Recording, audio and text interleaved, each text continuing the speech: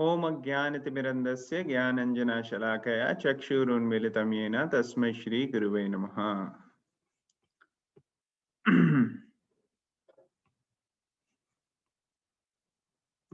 मैं शेयर कर रहा हूँ स्क्रीन ताकि सबको दिख जाए।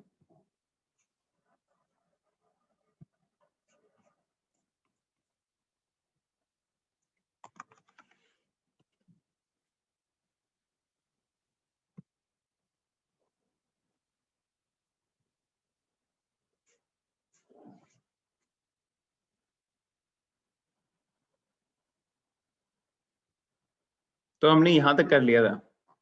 2.38 कल डिस्कस किया था हमने, जिसमें कृष्णा बोल रहे हैं do thou fight for the sake of fighting without considering happiness and और डिस्ट्रेस, लॉस और गेन, विक्ट्री और defeat, and by so doing you shall never incur sin. हमने डिस्कस किया था डिटेल में कैसे ये लॉस और गेन, विक्ट्री और डिफीट, इन सबको छोड़ के कार्य करना चाहिए और करा जा सकता है। उसके बाद अब हम आज करेंगे बहुत इंपॉर्टेंट 39 और 40 श्लोक का कोशिश करेंगे आज दोनों करने के लिए। 39 भी बहुत बड़ा है एक्चुअली।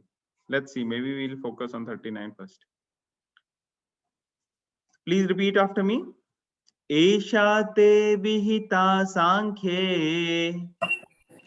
एषा ते भीता सांख्ये बुद्धिर्योगे इमां शृणु। बुद्धिर्योगे त्वइमामस्तु। बुद्धया युक्तो यया पार्थ बुद्धया युक्तो यया पार्थ कर्मबन्धं प्रहास्यसि। कर्मबन्धं प्रहस्यसि। ओके, ट्रांसलेशन कौन करेगा? कोई वॉलंटियर करेगा ट्रांसलेशन पढ़ने के लिए?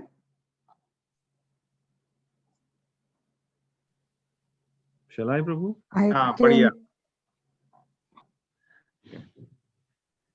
Thus far, I have described this knowledge to you through analytical study. Now listen as I explain it in terms of working without fruitive results. O son of Pritha, when you act in such knowledge, you can free yourself from the bondage of works. Shall I read the purport? हाँ, please पढ़िए। Okay. According to Nirukti or the Vedic dictionary, Sankhya means that which describes things in detail, and Sankhya refers to that philosophy which describes the real nature of the soul. And Yoga involves controlling the senses. Arjuna's proposal not to fight was based on sense gratification. Forgetting his prime duty, he wanted to cease fighting because he thought that by not killing his relatives and kinsmen, he would be happier than by enjoying the kingdom after conquering his cousins and brothers, the sons of Dhritarashtra. In both ways, the basic principles were for sense gratification. Happiness derived from conquering them and happiness derived by seeing kinsmen alive are both on the basis of personal sense gratification, even at a sacrifice of wisdom and duty. Krishna therefore wanted to explain to Arjuna that by killing the body of his grandfather, he would not be killing the soul proper. And he explained that all individual persons, including the Lord himself, are eternal individuals. They were individuals in the past, they are individuals in the present, and they will continue to remain individuals in the future because all of us are individual souls eternally. We simply change our bodily dress in different manners, but actually we keep our individuality even after liberation from the bondage of material dress. An analytical study of the soul and the body has been very graphically explained by Lord Krishna. And this descriptive knowledge of the soul and the body from different angles of vision has been described here as Sankhya in terms of Nirukti dictionary. Okay, This let's stop Sankhya, here, let's hear पहले। अभी Hare तक Krishna. किसी को कुछ समझ तो नहीं आ गया इसमें से जो हमने अभी तक पढ़ा है?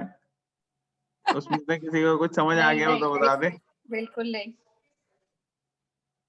ओके, किसी और को? कोई यहाँ पे है जो एक्सप्लेन करना चाहेगा क्या लिखा है अभी तक? कोई अगर रथी महारथी कोई हो तो प्लीज आप आए सामने।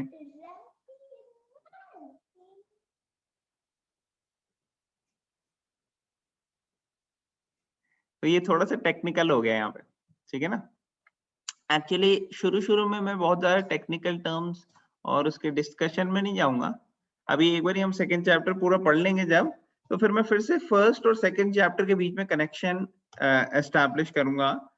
किस किस श्लोका में अर्जुन ने क्या क्वेश्चन पूछा और कैसे कृष्णा ने उसको आंसर दिया, और साथ में कैसे ये अलग अलग सेक्शंस में क्या है कर्म कांड, क्या है सांख्या का, क्या है कर्म योगा, क्या है बुद्धि योगा, उसका एनालिसिस हम बाद में करेंगे। तो पहले एक बार जस्ट फ्लो थोड़ा सा समझ में आ जाए लोगों को कि क्या चल रही है बात, उसके बाद उसके टेक्निकल टर्म्स हम इंट्रोड्यूस करेंगे। तो यहाँ पे थोड़ा बहुत आइडिया तो मैं दूंगा साथ साथ, बट बहुत ज्यादा डिटेल में नहीं जाऊंगा। यहाँ पे कृष्णा क्या कह रहे हैं, thus far I have described this knowledge to you through analytical study। तो अभी एनालिटिकल स्टडी जो सांख्या है उसका एक मीनिंग यहाँ पे एनालिटिकल स्टडी है, और उसके बेसिस पे कृष्णा एक्सप्लेन कर रहे हैं। Now listen as I explain it in terms of working without fruitive results। So fruitive results के बिना कैसे काम किया जाए। जैसे अगर आप देखोगे पिछले श्लोका में, पिछले से पिछले श्लोका में कृष्ण ने बोला, अरे अगर आप युद्ध में पार्टिसिपेट करोगे तो या तो आप जीतोगे और जीत के आपको रिजल्ट मिलेगा पूरा का पूरा राज्य, और या फिर आप हार जाओगे, हार के कोई लॉस नहीं है, आपको फिर हेवन मिलेगा। तो अभी ये रिजल्ट ओरिएंटेड एनालिसिस हो रहा था कि रिजल्ट के बेसिस पे। तो इसको कर्म कांडा के जैसे भी कहते हैं। कर्म कांडा मीन्स हाँ मैं कुछ रिचुअल करूंगा या कोई एक्शन करूंगा उससे कोई मुझे बेनिफिट हो जाए, इसके लिए मटेरियल बेनिफिट्स के लिए। तो ज्यादातर लोग, जैसे हम पहले भी डिस्कस कर रहे थे, कि कोई पूजा करते हैं, कोई अर्चना करते हैं, कोई मंदिर जाते हैं, वो क्यों करते हैं? वो इसलिए करते हैं इससे उनको क्या मटेरियल बेनिफिट होगा। कि जैसे है ना आरती में भी कई आरती ऐसे हैं, सुख संपत्ति कर आवे कष्ट मिटे तन का।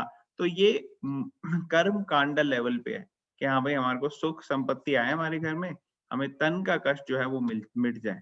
और हमें ये अलग अलग मेंटालिटी से हो सकता है। जैसे हम कह सकते हैं कि हाँ अच्छी हमारी जॉब लगे, सब तंदुरुस्त रहे, घर में हेल्थ सबकी ठीक रहे और प्रॉस्पेरिटी आए, अच्छी जॉब लगे, अच्छे फाइनेंशियली अच्छा हो, बच्चे की शादी हो जाए, तो ये स्कूल अच्छा हो जाए, क्लास में अच्छे नंबर आ जाए।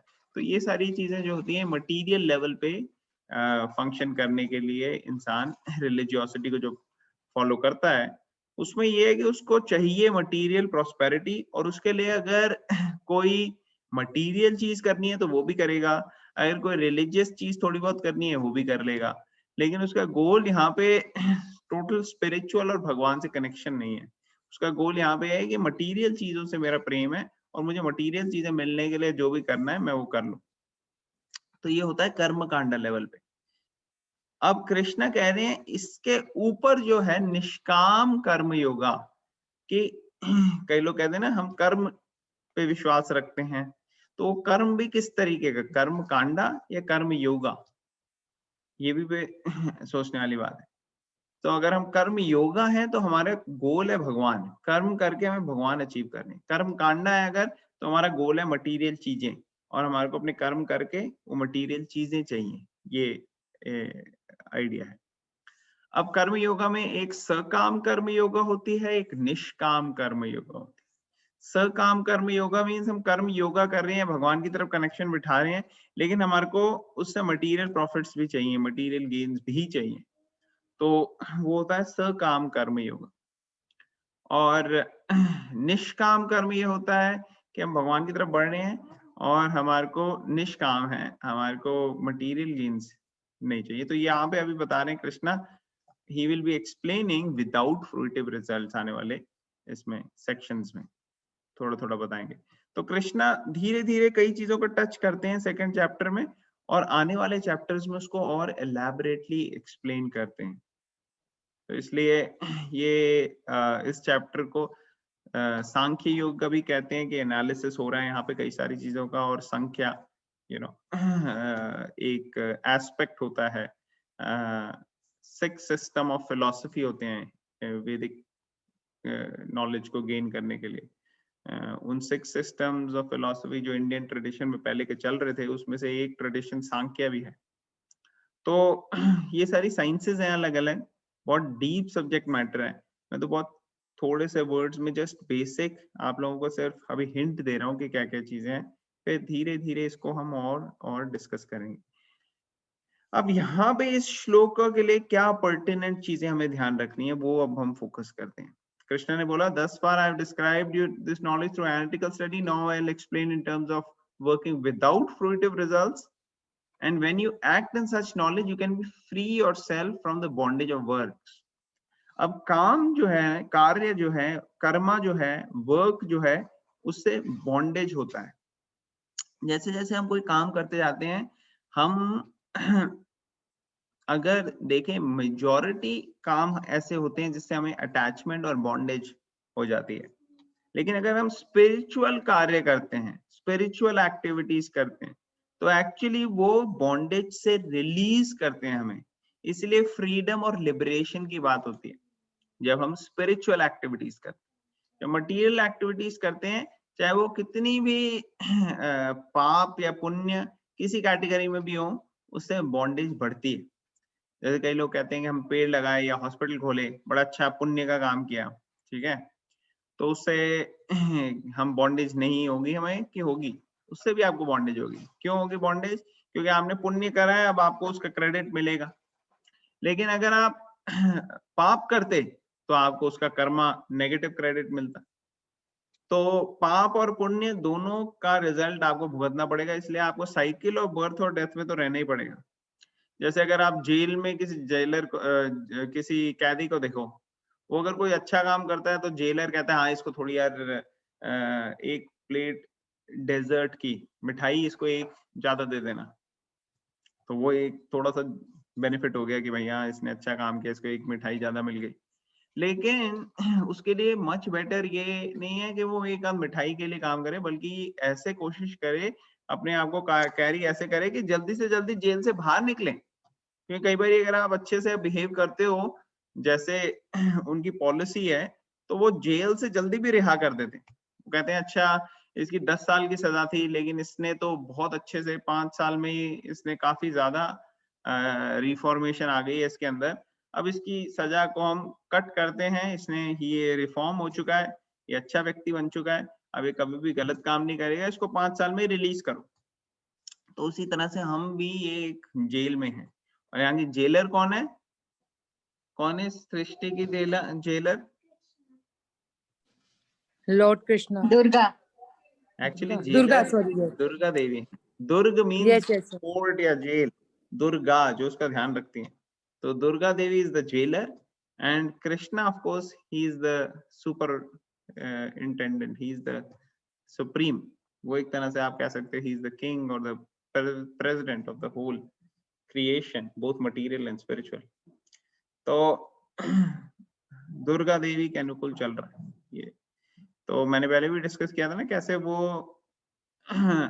उनके ये काम है कि जो व्यक्ति स्पिरिचुअली एडवांस है उसको भगवान से कनेक्ट कराना, और जो स्पिरिचुअली एडवांस नहीं है और उनके पास सिर्फ मटेरियल डिजायर्स के लिए आते हैं दुर्गा जी के पास कि हमारी मुरादें पूरी कर दो, ये दे दो, वो दे दो, तो वो उनको दे देती हैं। हाँ तुम इसी में लगे रहो, इसी जन्म मृत्यु के सर्कल में आप लगे रहो, आपको यही डिजायर्स हैं, आपकी यही डिजायर्स फुलफिल होते जाएंगे। तो वो उसी चक्कर में लगे रहते हैं। जैसे एक कैदी को होता है कि कैदी अच्छे से बिहेव करता है उसको, तो उसको एक आध मिठाई ज्यादा दे देते हैं, चल भाई ये एक आध मिठाई इसके लिए ज्यादा कर दो। लेकिन कैदी के लिए सबसे बढ़िया क्या है, वो जल्दी से जेल से बाहर आए। जेल में उसको इतने पत्थर तोड़ने पड़ने हैं, इतनी चक्की पीसनी पड़ रही है, इतनी टॉर्चर करना पड़ा है, बंद काल कोठरी में रखा हुआ है। तो वही हमारे साथ यहाँ पे हो रहा है, हमारे को इतनी ज्यादा मिजरीज हो रही है, birth, disease, old age, death, इतनी सारी मेंटल, फिजिकल, हर तरीके से हमारे को टॉर्चर होता है। आध्यात्मिक, आदि भौतिक, आदि दैविक, ये सब क्लेश हैं जो कि अफेक्ट कर रहे हैं। तो इसलिए हमारे लिए बेस्ट है कि हम कैसे इस साइकिल से बाहर निकले। तो उसके लिए भी दुर्गा देवी मदद करती हैं, प्रोवाइडेड हमारी इंटेंशन हो भगवत गीता को फॉलो करके हम रूल्स एंड रेगुलेशंस माने। ओके, तो अभी किसी को थोड़ा थोड़ा आइडिया हो रहा है क्या हम डिस्कस कर रहे हैं?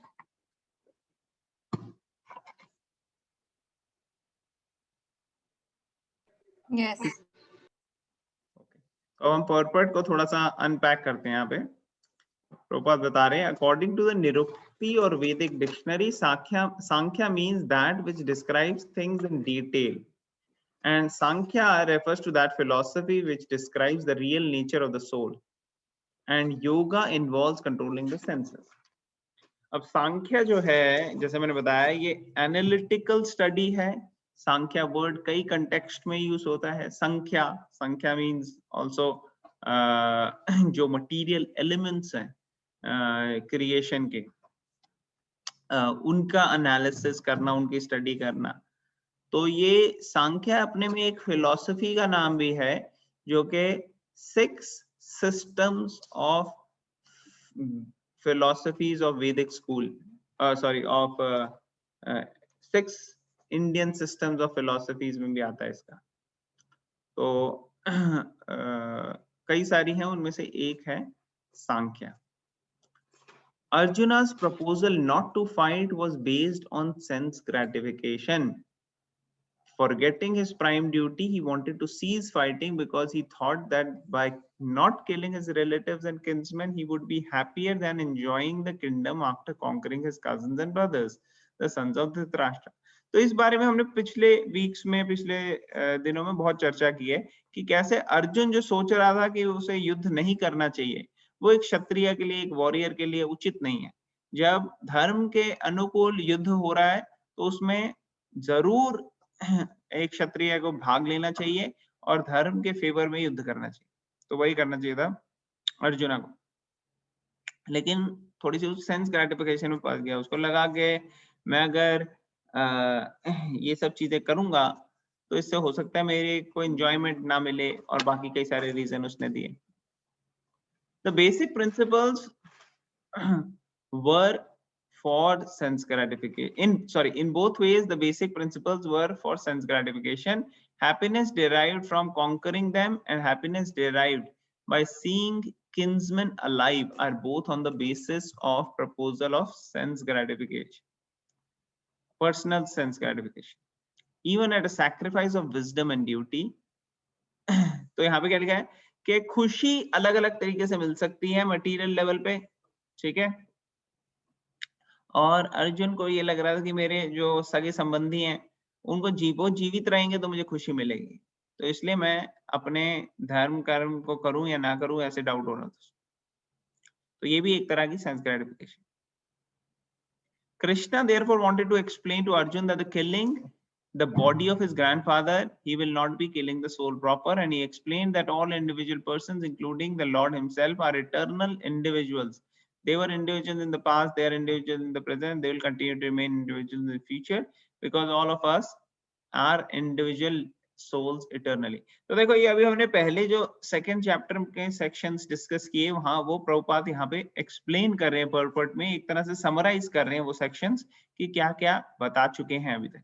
तो एक इंडिविजुअलिटी ऑफ सोल, ये अपने में एक श्लोक का था जो कृष्णा ने बोला था, तो वो भी प्रभुपाद बता रहे हैं कि आत्मा जो है वो अमर तो है ही, लेकिन उसकी इंडिविजुअलिटी भी जो है वो भी कभी कॉम्प्रोमाइज नहीं होती।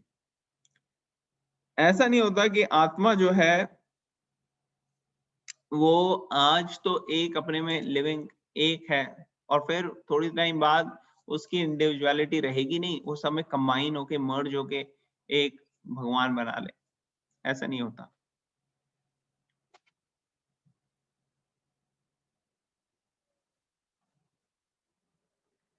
Krishna therefore wanted to explain that by killing his grand, और उस सोल क्योंकि कभी जन्म नहीं होता, कभी मृत्यु नहीं होती, इसलिए अगर वो युद्ध करता है और भीष्म द्रोणा इन लोगों की बॉडी को हानि भी होती है, तो भी उनकी सोल को कभी हानि नहीं होती।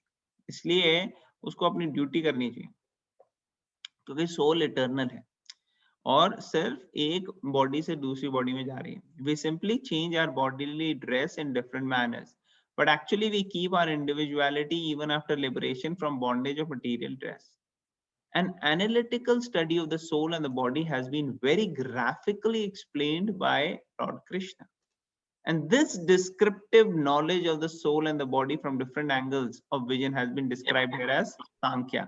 तो ये अलग अलग तरीके से जो समझाया गया है सोल के बारे में, ये पूरा एनालिसिस और समझाया, ये सब सांख्य है निरुक्ति डिक्शनरी के अकॉर्डिंगली। अब Sankhya has nothing to do with Sankhya philosophy of atheist Kapila. अब दो तरीके के कपिला जो है वो प्रोमिनेंट है पहले के टाइम में। एक सांख्य, और दोनों ने सांख्य फिलोसफी दी। एक फिलोसफी जो थी सांख्य एथीस्ट ने दी थी, और एक जो सुप्रीम पर्सनालिटी भगवान खुद थे, उन्होंने कपिल मुनि के रूप में आए वो, और उन्होंने दी थी। ये जो भगवान जब आए थे कपिल मुनि के रूप में, वो पहले की बात थी। कपिल मुनि ने अपनी मदर को दी थी देवहूति को, और वो भागवतम में आती है, 3rd कैंटो में एक्सप्लेन होती है। और वो चीज जो है वो ओरिजिनल सांख्य फिलोसफी है जो कृष्णा और भगवत गीता जिसकी चर्चा करती है। इसके दौरान कहीं एक और कोई फिलोसफर आए जिनका नाम भी कपिला था, और उन्होंने भी सांख्य नाम की फिलोसफी दी, लेकिन उसने उसमें से भगवान को हटा दिया और अलग तरीके से एथीस्टिक लेवल पे दी। तो वो एथीस्टिक फिलोसफी का रिलेशनशिप नहीं है भगवत गीता से। कई लोग कंफ्यूजन करते हैं, उस फिलोसफी को यहाँ पे डालने की कोशिश करते हैं, तो गलत है। प्रभुपाद यहाँ पे इनफैक्ट बहुत स्ट्रांगली बोल रहे हैं, वो कह रहे हैं long before this imposter Kapila Sankhya, the Sankhya philosophy was expounded in the Srimad Bhagavatam by the true Lord Kapil, the incarnation of Lord Krishna, who explained it to his mother Devahuti. It is clearly explained by him that Purusha or Supreme Lord is active and that he creates by looking over the Prakriti. तो भगवान जो हैं वो actually में सर्व कारण कारणम, सारे कारणों के कार्य हैं। जब सृष्टि शुरू में बनती है तो भगवान अपनी ग्लांस से जब देखते हैं महत तत्व की तरफ, जो ये मटेरियल एलिमेंट्स हैं, तो इससे उनके अंदर सृष्टि जो है बनने, क्रिएशन शुरू होती है। तो भगवान ही सब कुछ जो हो रहा है उसके कारणों के कारण है। This is accepted in the Vedas and in the Gita. The description in the Vedas indicates that the Lord glanced over the Prakriti or nature and impregnated it with atomic individual souls. तो भगवान के इच्छा शक्ति से, भगवान के देखने मात्र से पूरी की पूरी क्रिएशन जो है वो इम्प्रेग्नेट हो जाती है। All these individuals are working in the material world for sense gratification. लेकिन हो क्या रहा है, अब सब जो भी जीव हैं इस मटेरियल वर्ल्ड में, वो सब सेंस ग्रेटिफिकेशन में लगे हैं, माया के स्पेल के under, under the spell of material energy. They are thinking of being enjoyers. तो हम हर जगह हमें खुशी चाहिए, हम देखते हैं मटेरियल एंजॉयमेंट की तरफ कि कैसे हम मटेरियली एंजॉय हो जाए। सेंस ग्रेटिफिकेशन से मिलती है तो उससे ले लेते हैं, लेकिन एक्चुअली हमें स्पिरिचुअल चीजों में, भगवान से जुड़ी हुई चीजों में हम जब लगते हैं, तब सही मायने में हमें deep long lasting eternal happiness मिलती है। This mentality is dragged to the last point of liberation when the living entity wants to become one with the Lord. This is the last snare of Maya. और कहने की ये enjoying mentality तब तक चलती है जब तक व्यक्ति प्योर भक्त नहीं बन जाता। और कई बारी इस बीच क्या होता है, वो मोक्ष की कामना की वजह से, मोक्ष के पीछे जाने की वजह से कई बारी वो माया में फंस जाता है, क्योंकि माया का लास्ट स्नेयर क्या होती है कि हाँ मुझे मोक्ष मिल जाए और मैं भगवान बन जाऊं। कई बार ऐसे लोग गलत गलत फिलोसफीज भी सोचते हैं, तो ये भी एक तरह से माया का चाल होता है। And it is only after many births, such sense gratificatory activities, the soul surrenders to Vasudev, Lord Krishna thereby fully. तो ये प्रभुपाद एज इट इज एक श्लोका भगवत गीता का है, वो यहाँ पे बोल रहे हैं कि कई कई जन्मों के बाद किसी को पता लगता है कि वासुदेव ही सब कुछ है, ठीक है। thereby fulfilling the search after the ultimate truth. बहुनाम जन्मनाम अन्ते ज्ञान माम प्रपद्यते वासुदेव सर्वमिति स महात्मा सुदुर्लभ। ये श्लोक प्रभुपाद ने पर्पट में डाला। तो आप देखोगे पर्पट में कई सारी चीजें हैं जो बताई गई हैं, समराइज की गई हैं, लेकिन इसमें कई सारे श्लोक ही हैं जो एज इट इज डाल दिए हैं। हालांकि प्रभुपाद ने बोला नहीं है कि ये श्लोक है, लेकिन वो यहाँ पे कंटेक्स्ट के हिसाब से उसको पॉइंट करते हुए एक्सप्लेन करने के लिए ये बता दिए गए हैं कि ये चीजें हैं, बट एक्चुअली ये सब श्लोक है। तो इसलिए पर्पट भी बहुत इंपॉर्टेंट होता है यहाँ पे, क्योंकि उसमें एक्चुअली भगवत गीता के और अलग अलग शास्त्रों के कोटेशंस होते हैं, तो ये समझने में आसान हो जाता है जब हमें पढ़ते हैं। अदरवाइज कई बार हम मिसअंडरस्टैंड भी कर सकते हैं। ओके, तो अभी हमने पहला पैराग्राफ पढ़ लिया है पर्पट का और हमने ट्रांसलेशन डिस्कस किए। बेस्ड अपॉन दिस किसी का कोई क्वेश्चन, कमेंट या कोई पॉइंट है तो प्लीज आप बताइए, क्योंकि थोड़ा सा फिलोसॉफिकल पॉइंट और टेक्निकल पॉइंट आ रहे हैं, तो इसलिए इसको हम थोड़ा सिंपल रखेंगे और स्लोली जाएंगे। सबको सब कुछ समझ में आ गया या किसी को कुछ नहीं समझ में आया? हेलो, हाँ जी, हरे कृष्णा। भव्य, बताओ। मेरे को एक सेंटेंस समझ में नहीं आया इसमें जो लिखा हुआ है। हाँ, कौन सा वाला? The description in the Vedas indicates that the Lord glanced over the Prakriti or nature and impregnated it with atomic individual souls. हाँ, तो ये आपको तब समझ में आएगा जब आप धरती का क्रिएशन के चैप्टर्स पढ़ोगे। वो भागवतम में है कि सृष्टि कैसे बनी थी, कैसे ये सब हुआ, पहले क्या था और उसके बाद क्या हुआ। तो ये तो बड़ा लंबा टॉपिक है। ये समझ लो आपके भगवान जो पूरा स्पिरिचुअल वर्ल्ड है, उसके अंदर एक छोटा सा एक कोने में एक मटेरियल वर्ल्ड है, बहुत छोटा सा डार्क। जैसे होता है ना, एक बहुत बड़ा घर है आपका मैंशन, उसमें एक थोड़ा सा कॉर्नर आपने रखा हुआ है जहाँ पे आप गंद डालते हो या जो इतना अच्छा नहीं, वहां वो एक छोटी सी जगह है। उस जगह के अंदर महतत्व होता है। महतत्व मीन्स मटीरियल चीजें, और मटीरियल चीजें जो हैं इसके अंदर जब आप देखते हो, इसके अंदर एक्टिविटीज आती हैं भगवान के ज्ञान से। और हो क्या रहा है, जो महाविष्णु है, अब विष्णु भी अलग अलग तरीके के होते हैं, लोगों को पता नहीं होता। लोग कहते हैं ब्रह्मा विष्णु महेश, बस यही सुना है उन्होंने, तीन। उन्होंने ये नहीं पता कि विष्णु के भी अलग अलग फॉर्म्स होते हैं उसके बाद। तो एक होते हैं महाविष्णु। महाविष्णु मीन्स ग्रेट विष्णु, बड़े महाविष्णु जैसे सांस लेते हैं अंदर और बाहर, तो उनकी बॉडी में से पोर्स, जो उनकी बॉडी के पोर्स हैं, उसके अंदर से कई सारे मटेरियल यूनिवर्सेस आते हैं, कई सारे मटेरियल यूनिवर्स। और ये सब वो महातत्व में ही हो रहा है। वो जो छोटा सा महातत्व था ना, उसी के अंदर कई सारे यूनिवर्स आ रहे हैं। और वो कई सारे यूनिवर्स जो हैं, उसके अंदर हर यूनिवर्स में महाविष्णु अपने आप को एक्सपैंड करते हैं गर्भोदक्षाई विष्णु पे। किसमें एक्सपैंड करते हैं? गर्भोदक्षाई विष्णु। और गर्भोदक्षाई विष्णु जो है, उनके नाभि में से एक प्रोसेस होता है जिसके अंदर से वो एक लोटस की स्टेम के जैसे निकलता है, लोटस फ्लावर। और उस लोटस फ्लावर के ऊपर कौन बैठा होता है? ब्रह्मा जी। ब्रह्मा जी। तो जो ब्रह्मा जी आते हैं ऐसे, तो उनको समझ में नहीं आता कि मैं कहाँ आ गया हूँ, तो बड़ी डार्क जगह है यूनिवर्स। फिर वो उनको सुनाई देता है तपस्या करनी है। भगवान उनको इंडिकेशन देते हैं, तो वो तपस्या करते हैं बहुत टाइम तक। फिर तपस्या करने के बाद भगवान सारा ज्ञान देते हैं उनको कि कैसे इस सृष्टि को चलाना है, कैसे इस सृष्टि को बनाना है। पूरी वैदिक नॉलेज उनको देते हैं। फिर उस नॉलेज से ब्रह्मा जी पूरी क्रिएशन करते हैं, और फिर पूरी क्रिएशन के बाद उसके अंदर अलग अलग एलिमेंट्स। तो ये पूरा प्रोसेस होता है क्रिएशन का, बड़ा लंबा चौड़ा प्रोसेस है। तो वही यहाँ पे उसका एक सेक्शन बताया गया। ठीक है, हाँ जी। Okay great. और किसी का कोई क्वेश्चन, कमेंट, कोई पॉइंट? हाँ मेरे को अतुल भैया एक क्वेश्चन वैसे ही पूछे। हाँ पूछो पूछो।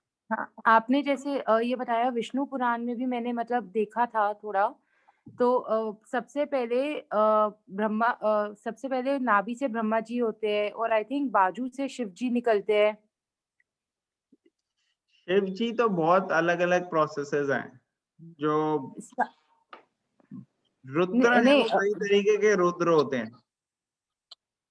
तो एक होते हैं सदाशिव, एक होते हैं पार्वती शिव, तो वो बहुत अलग अलग तरीके से होते हैं। एक शिव आते हैं जो ब्रह्मा जी के उससे आते हैं। आपका क्वेश्चन क्या है? मेरा क्वेश्चन ये, मेरे को क्वेश्चन नहीं था, मेरे को पूछना था जैसे ब्रह्मा जी होते हैं, फिर शिव जी का क्रिएशन होता है, उसके बाद चार वेदा होते हैं, फिर सप्तऋषि वगैरह आते हैं। तो इसमें जो लक्ष्मी माता है वो मतलब सबसे पहले आते हैं या मतलब कब आते हैं इनके वेदास और ऋषियों के बाद, जब ह्यूमन फॉर्म होता है? मनु मनु और एक और जो होती है उनका नाम था कुछ, वो होते हैं। ओके चलो इसको क्लैरिफाई करते हैं, बड़े छोटे से ब्रीफ, उसमें बहुत एक्सटेंसिव टॉपिक है ये, लेकिन ब्रीफ वे में कंसिडर इसको एनालाइज करते हैं। जैसे सूरज है, सन है, आप सुबह उठ के देखते हो सन आ गया, और फिर जब रात में सन सेट हो जाता है, तो सेट होने का मतलब ये थोड़ी है कि सन चला गया। सन तो फिर भी एग्जिस्ट करता है ना, बस वो हमारी विजन से हट गया होता है। तो जो जब वो आता है तो ऐसा नहीं कि वो तभी पैदा हुआ है, वो है हर वक्त, लेकिन वो हमारी विजन में। तो उसी तरह से ये ग्रेट पर्सनालिटीज जैसे भगवान हो गए और बाकी सारे भगवान के पार्षद हो गए, जैसे लक्ष्मी जी आप बोल रहे हो, ऐसे नहीं कि वो पहले थी नहीं कभी, ठीक है ना, वो होते तो हर वक्त हैं, लेकिन वो प्रकट अप्रकट होते रहते हैं। तो आपने सुना होगा कि लक्ष्मी जी आई थी समुद्र मंथन से, आपको पता है? हाँ जी, हाँ तो सागर समुद्र मंथन। हाँ सागर या समुद्र मंथन से आए थे। तो ये अलग अलग टाइम पे अलग अलग तरीके से मैनिफेस्ट होते हैं। इसका मतलब ये नहीं है कि उससे पहले थे ही नहीं वो कभी भी। हाँ समझ जी में आ रहा ठीक है। हाँ जी। चलो और किसी का कोई क्वेश्चन? अगर क्वेश्चन नहीं है तो हम एक और पैराग्राफ पढ़ते हैं इसका फटाफट, क्योंकि धीरे धीरे चल रहे हैं लेकिन हमको खत्म भी करना है। Arjuna has already accepted Krishna as a spiritual master. अच्छा ये वाला कौन पढ़ेगा? कोई वॉलंटियर करेगा एक पैराग्राफ पढ़ने के लिए? Okay. We can read. हाँ पढ़ो आप राशि। कहाँ है भगवान? Just 1 second. मैं डिस्प्ले किया हुआ है यहाँ पे। हाँ जी। Arjun has already accepted Krishna as his spiritual master by surrendering himself unto him.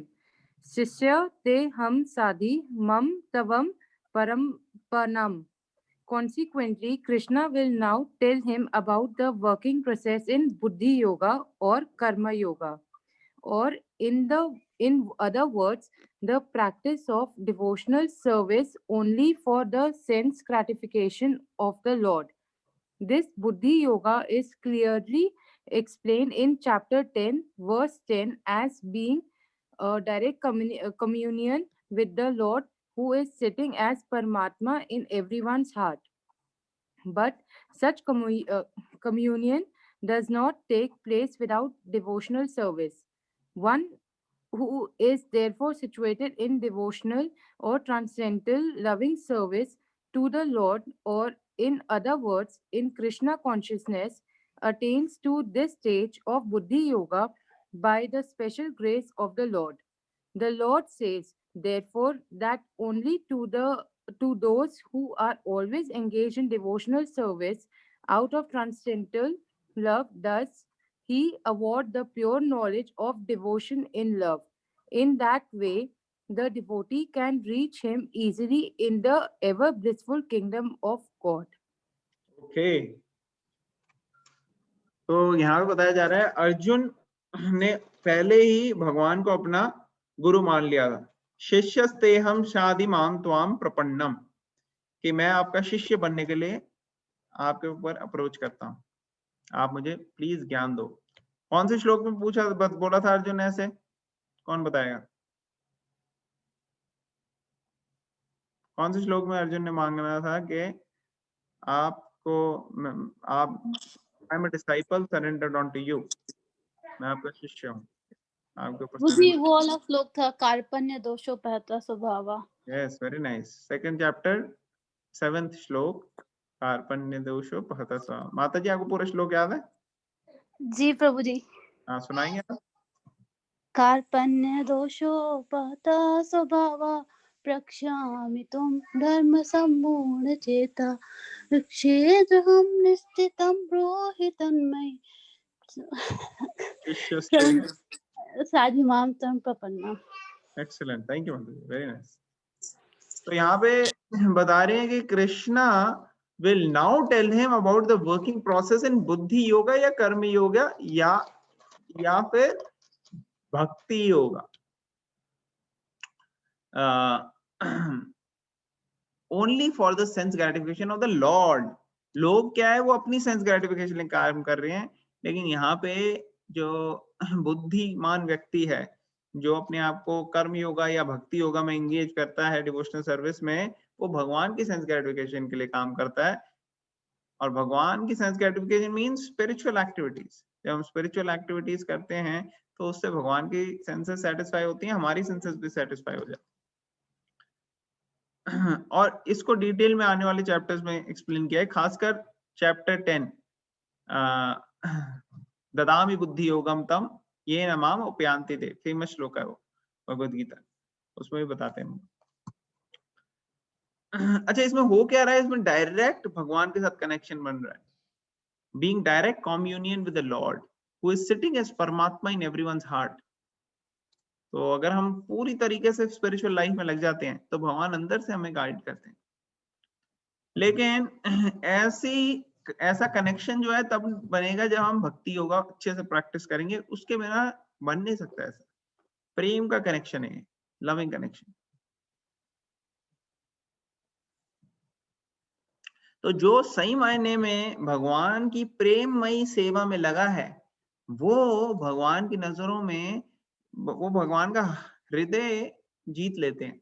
और जब वो भगवान का हृदय जीत लेते हैं तो उनके ऊपर स्पेशल कृपा आती है भगवान की। जैसे एक बच्चा है, वो बहुत ही अच्छे से कार्य करे अपना, जो उसको जिससे माँ बाप खुश होते हैं, तो वो ऑटोमेटिकली माँ बाप का दिल जो है वो जीत लेता है। So Lord says therefore that only to those who are always engaged in devotional service out of transcendental love does he award pure knowledge of devotion in love. तो जो सही मायने में कोशिश करते हैं भगवान की सेवा करने की, उन्हीं को भगवान देते हैं प्योर डिवोशन। क्यों? प्योर डिवोशन इतनी रेयर है कि भगवान आपको मुक्ति दे देंगे, भगवान आप जो भी मांगोगे आपको दे देंगे, लेकिन आपको भक्ति नहीं देंगे। क्यों? क्योंकि भक्ति अगर आपको मिल गई तो आप भगवान को कंट्रोल कर सकते हो। भगवान जो है वो खुद आपके सेवक बन जाते हैं, भगवान आपकी सेवा करने में लग जाते हैं। समझ में आ रहा है? क्लियर हो रहे हैं यहाँ पे? यस प्रभु जी। Okay, right. तो अब नेक्स्ट एक और पैराग्राफ पढ़ लेते हैं। कोई है जो वॉलंटियर करेगा इसको रीड करने में? भाई अतुल भैया प्लीज एक चीज दोबारा एक्सप्लेन करेंगे। हाँ प्लीज प्लीज बताओ। आपने जो अभी बोला कि भगवान कभी जैसे भगवान अगर किसी को भक्ति योग मिल जाता है तो भगवान उनके स्लेव बन जाएंगे, या हाँ, मतलब भगवान कंट्रोल जैसे ये मेरे अगर को नहीं समझ आया इसमें। देखो अब क्या होता है कि मदर यशोदा जो है, यशोदा माई, वो भगवान को पकड़ के डंडी लेती हैं वो, और डंडी से पकड़ छड़ी से भागती हैं कृष्णा के पीछे, और कृष्णा आगे आगे भाग रहे हैं। लेकिन कृष्णा जो है वो कंट्रोल्ड है मदर यशोदा के प्यार से, तो वो ज्यादा दूर भाग नहीं सकते। तो यशोदा माई फाइनली उनको पकड़ लेती हैं और पकड़ के वो बांध देती हैं उनको। आप सोचो, भगवान जो पूरी सृष्टि को चला रहे हैं, उनको पकड़ के बांध दिया रस्सी से। अब ये एक और राक्षस था, बहुत हट्टा कट्टा पावरफुल, उसका नाम था कालियावान। कालियावाना एक बारी कृष्णा के साथ युद्ध के लिए गया, और कृष्णा क्या हुआ है, कृष्णा ने बड़े विचित्र लीला रची। कृष्णा भागने लगे और कालियावान उनको पकड़ रहा था, लेकिन वो भागते जा रहे थे, वो पकड़ नहीं पा रहा था। भागते भागते वो एक गुफा में चले गए। अब गुफा में जाने के बाद वहां पे इतनी डार्कनेस, अंधेरा था, कोई दिख नहीं रहा था। तो कालियावान ने कहा कि वो जाता रहा आगे आगे जाके उसके वो तभी टकराया, और वहां पे उसको देखा कि अरे ये कोई सो रहा है यहाँ पे। उसको बड़ी हैरानगी हुई। उसने कहा ये क्या, मैं लड़ने के लिए आया हूँ कृष्णा से और कृष्णा यहाँ आगे सो गया। उसने खींच के लात मारी, तेरी ऐसी की तैसी। तभी वहां पे कोई एक व्यक्ति उठा और उठ के उसकी आंखों में से, नेत्रों में से एक ऐसे समझ लो आग की ज्वाला आई और कालियावान भस्म हो गया। तो कृष्णा को कालियावान पकड़ नहीं पाया।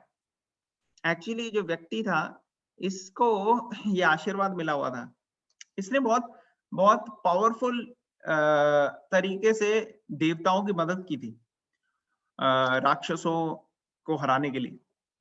तो देवता इससे खुश हो गए थे और इसे बोला कि आपको क्या चाहिए। उसने कहा देखो मैं इतने दिन से आपके लिए युद्ध कर रहा हूं कि मैंने नींद नहीं मेरी पूरी हुई, तो मुझे सोना है।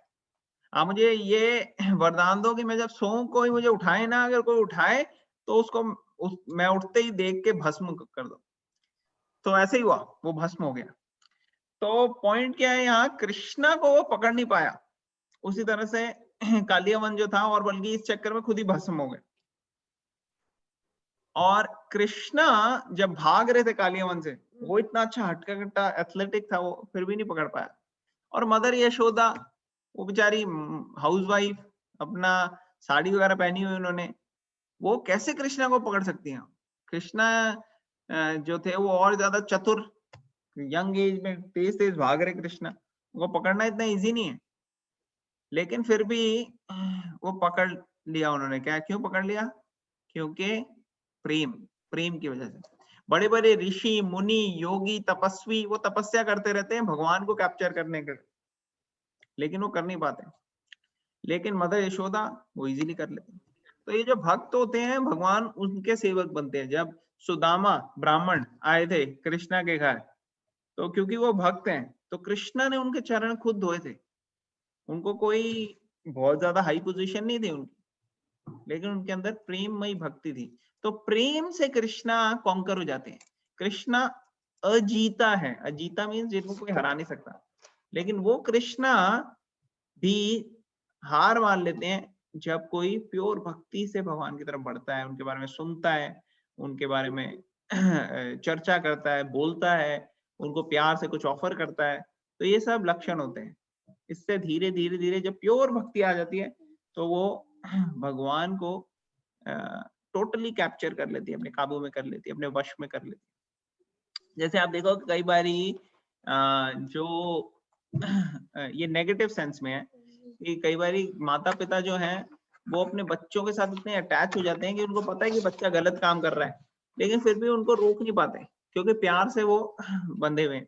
अब वो एक नेगेटिव चीज है। जैसे दुर्योधन था, उसने टोटली कंट्रोल करा हुआ था धृतराष्ट्र को। अब धृतराष्ट्र को पता था कि वो गलत चीजें कर रहा है, वस्त्र हरण हो रहा है द्रौपदी का और इतनी गलत गलत चीजें हो रही है, लेकिन फिर भी धृतराष्ट्र ने दुर्योधन को उसकी सजा नहीं दी। तो ये अटैचमेंट की वजह से हुआ। तो कंट्रोल था धृतराष्ट्र दुर्योधन से। तो अब भगवान ऑब्वियसली ऐसे कंट्रोल नहीं होते नेगेटिव वे में। जैसे मैं एग्जांपल दे रहा हूँ, इसी का पॉजिटिव एप्लीकेशन है जब भगवान अपने भक्तों से कंट्रोल हो जाते हैं। इसका टोटली ऑपोजिट मिरर रिफ्लेक्शन में, जैसे दुर्योधन नेगेटिव एक्सिस पे है तो डिवोटीज पॉजिटिव एक्सिस पे होते हैं, धृतराष्ट्र नेगेटिव में है तो कृष्णा पॉजिटिव में हो जाते हैं। कहने का मतलब है कि भगवान अपने भक्तों से टोटली कंट्रोल होते हैं, इसलिए भक्ति इजीली नहीं देते भगवान। लेकिन भगवान इतने दयालु हैं कि अगर कोई प्रेम से भगवान की तरफ बढ़ता है तो भगवान उसको डिवोटीज से कनेक्ट कर देते हैं। और जो डिवोटीज हैं वो भगवान का प्रेम शेयर करने के लिए बड़े उतावले रहते हैं, और उनके जब एसोसिएशन में आते हैं तो हमारे को पता लगता है कि कैसे भगवान का दिल जीता जाए। फिर हम भगवान के दिल जीतने के लिए सारा प्रयास करते हैं, और फिर हमारा दिल जो है वो भगवान ले लेते हैं और हम भगवान का दिल ले लेते हैं। ऐसे प्रोसेस हो जाता है। भगवान कहते हैं कि मेरे दिल में कोई भी नहीं है, सिर्फ मेरा प्योर डिवोटी है और उसके दिल में कुछ भी नहीं है, सिर्फ मैं ही हूँ बस। तो ये डायनेमिक्स है, स्पिरिचुअल डायनेमिक्स भगवान और भक्त की। दोनों में कंपटीशन होता है। भक्त जो है वो कहता है मेरे को कुछ चाहिए नहीं भगवान से, मगर मेरे को भगवान की सेवा करनी है। और जो भगवान है वो इसी में लगे रहते हैं कि कैसे मैं भक्त की सेवा करूं। तो ऐसे बड़े सारे एग्जाम्पल आते हैं। तो ये स्पिरिचुअल डायनेमिक्स है। समझ में आ रहा है? यस भैया। तो इसको अभी कृष्णा यहाँ पे ज्यादा डिटेल में नहीं लेते, यहाँ पे तो अभी बेसिक चीजें ही बता रहे हैं। आने वाले टाइम में भगवान इंट्रोड्यूस करेंगे आने वाले चैप्टर्स में। Does it make sense? Yes. तो ये साक्षी गोपाल की भी स्टोरी है ना, भगवान जो भक्त के हो जाते हैं। हाँ करेक्ट।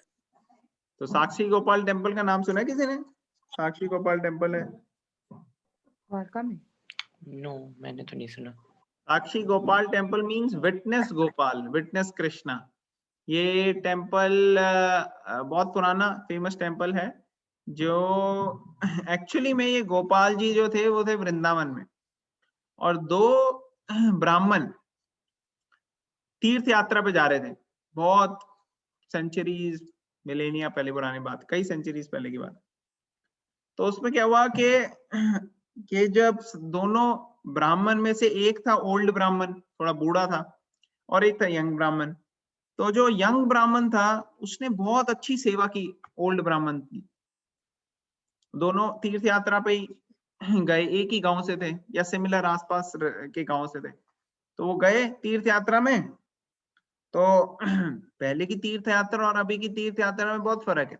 अभी तो हमारे पास ट्रेन्स हैं, प्लेन है, कार्स हैं, टैक्सी है, सब कुछ। लेकिन पहले सब कुछ पैदल खुद चलना पड़ता था। कई कई मीलों चलते थे लोग पैदल। ये पता नहीं होता था कि ये वापस व्यक्ति आएगा कि नहीं, एक बार तीर्थ यात्रा में चला गया था।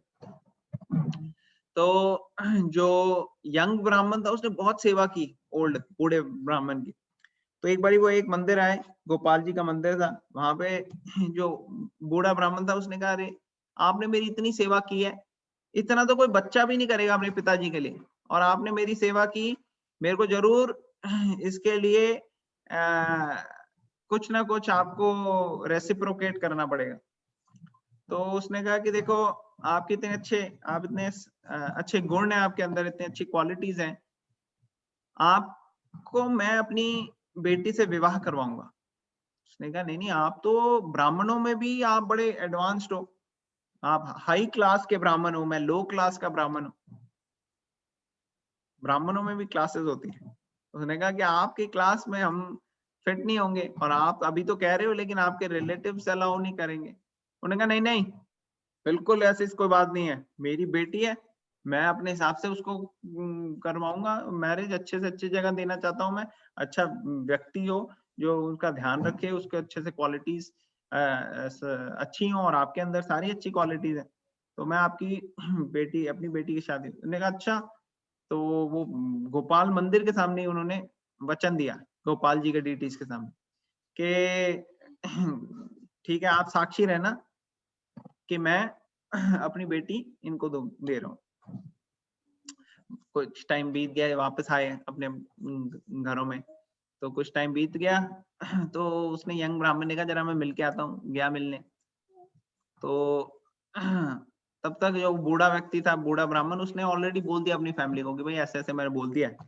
तो उसका बेटा और उसकी वाइफ वो कहते हैं कि नहीं, हम तो बिल्कुल भी नहीं, हम अपने लेवल के लोगों के साथ शादी कराएंगे, ऐसे लो लेवल लो क्लास के ब्राह्मण के साथ नहीं कराएंगे, हम हाई क्लास होनी चाहिए, हमारी तरह उठना बैठना उसका होना चाहिए, और देखो हमारे कितनी अच्छी फाइनेंशियली भी हम कितने अच्छे ऑपुलेंस में हैं, वो कहाँ गरीब, उसका कुछ नहीं है। तो बिल्कुल नहीं। तो उसकी वाइफ कहती है मैं जहर खा लूंगी अगर उसके साथ मैरिज हुई तो।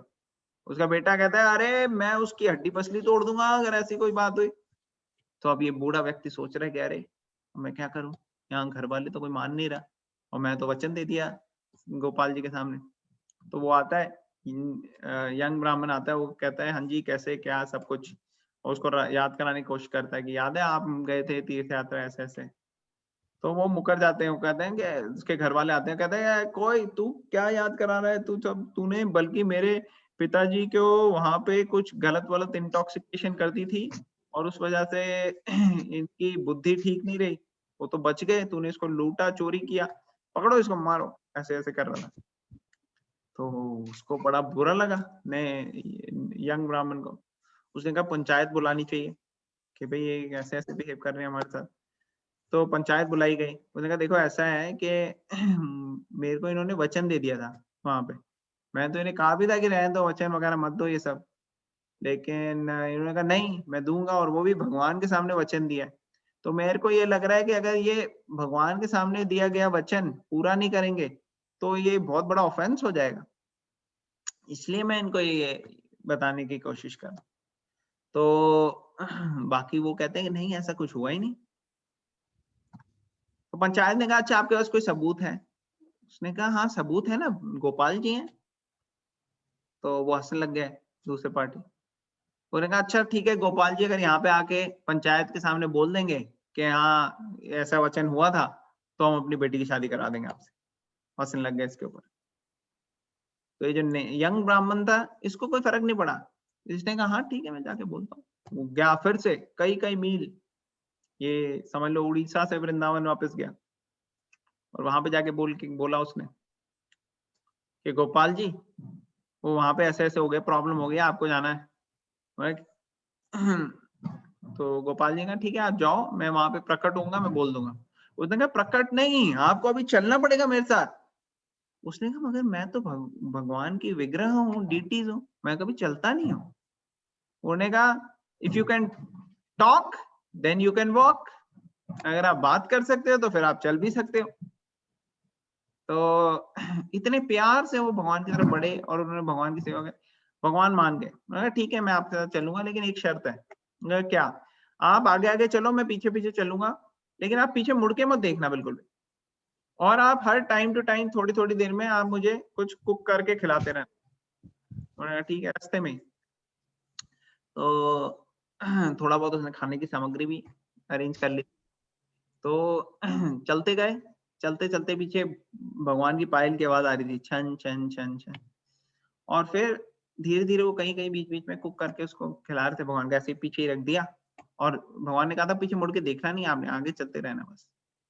तो ऐसे ही चलते गए चलते गए चलते गए। जब वो बिल्कुल पास पहुंच गए गांव के, तो भगवान के पायल की आवाज आनी बंद हो गई।